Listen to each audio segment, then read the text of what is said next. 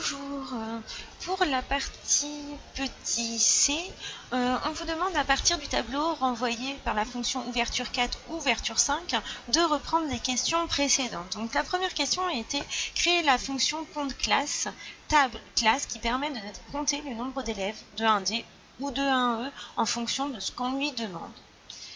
Eh bien, nous allons voir comment faire à partir des fonctions ouverture 4 et ouverture 5. Ce qu'il faut bien se rendre compte, c'est que ouverture 4 et ouverture 5 sont un tableau de dictionnaire. Donc chaque ligne correspond à un dictionnaire et qu'un dictionnaire, en fait, on a des clés. Alors si on affiche le tableau, puisqu'on peut afficher le tableau, vous allez voir, hop, on lance ouverture 4 et on voit dans le tableau par exemple la ligne 1 qu'on a des clés qui s'appellent nom, sp2, classe, sp3, sp1 et prénom, et que ces mêmes clés se retrouvent à chaque ligne du tableau. Si on reprend le tableau qui est au-dessus, on voit toujours nom, sp, classe, sp1, sp2, sp3, exactement tous la même chose. Donc, on va pouvoir utiliser ces clés pour pouvoir faire des recherches sur la classe.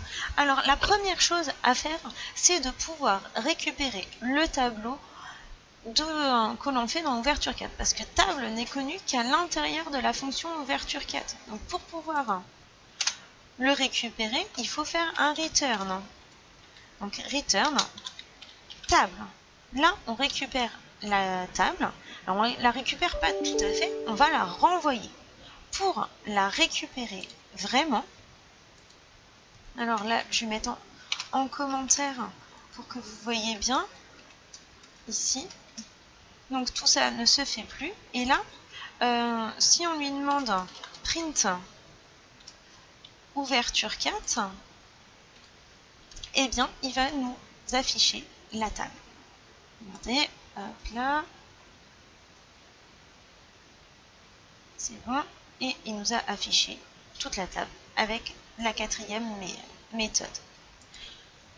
Mais ça, c'est pas suffisant. C'est simplement un affichage. Si on veut récupérer vraiment la table, eh bien, il faut la stocker dans une variable. Donc, ce ouverture 4, eh bien, on va le stocker, ce qui est renvoyé dans une table qu'on appellera table. On peut pouvoir même l'appeler table élève, comme ça on ne confond pas avec le table qui est que à l'intérieur des fonctions. Donc maintenant on doit créer la fonction compte classe table. Eh bien, je copie, coller, CTRL V, petit def pour dire que c'est une fonction, les deux points, et on commence. Donc il va falloir que l'on parcourt toutes les lignes. For ligne in table, parce que le tableau il s'appelle table. Et là, on va tester si dans la ligne, ce qui correspond à la clé classe est égal à la classe demandée, alors compte plus égale 1, on ajoute 1 au décompte. Mais par contre, compte, il faut qu'on le crée. Donc, on le met égal à 0 au départ. Donc, c'est bon. Pour pouvoir le récupérer et le réutiliser après, il faut faire un return. CPTE. Et pour pouvoir utiliser la fonction le voir, il faut qu'on l'affiche.